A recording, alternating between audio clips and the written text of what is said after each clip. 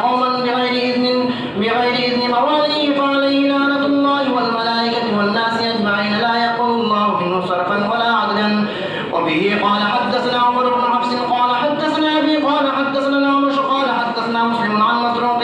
قال قالت عائشة صنع النبي صلى الله عليه وسلم شيئا ترخص به وتنزل عنه قوم فبلغ ذلك النبي صلى الله عليه وسلم فحمد الله واثنى عليه ثم قال ما بال أقوام يتنزهون عن الشيء يصنعه فوالله إني لأعلمهم بالله وأشدهم له خشية.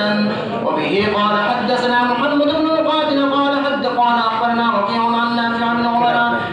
عن ابن أبي مليكة قال قاد الخيل على أن يهلك أبو بكر وعمر لما قدم على النبي صلى الله عليه وسلم وفد بني تميم أشار أحدهما بالأقرع بن حاسب الخندري أخي بني حجاشع وأشار الآخر بغيره فقال أبو بكر لعمر إنما أردت خلافي فقال عمر أردت خلافك فارتفعت أصواتها عند النبي صلى الله عليه وسلم فقالت يا أيها الذين آمنوا لا ترفعوا أصواتكم فوق صوت النبي إلى قوله عظيم. وقال ابن أبي مليكة قال ابن الزبير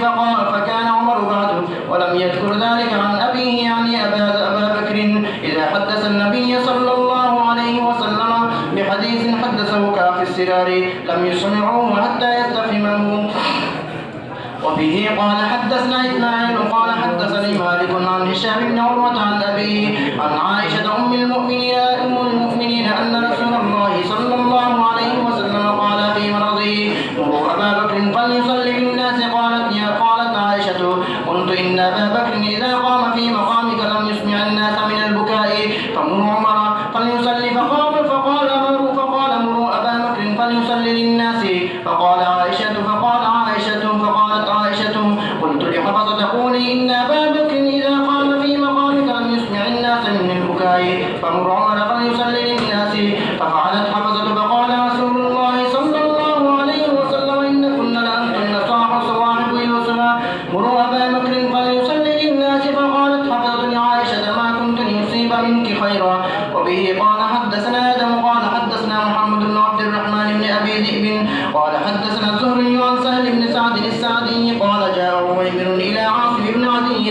قال أرأيت رجلا وجد مع أهله رجلا فيقتله وتقتلونه به سلي يا عاصم رسول الله صلى الله عليه وسلم فسأله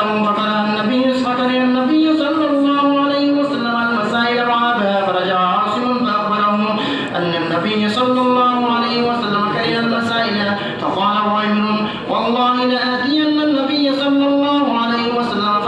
فجاء وقد أنزل الله القرآن خلف عاصم فقال له قد أنزل الله فيكم قرآنا فدعاهما فتقدما فتلاعنا ثم قال عويمر كذبت عليها رسول الله صلى الله عليه وسلم إن أمسكتها ففارقها ولم يأمره النبي صلى الله عليه وسلم بفراقها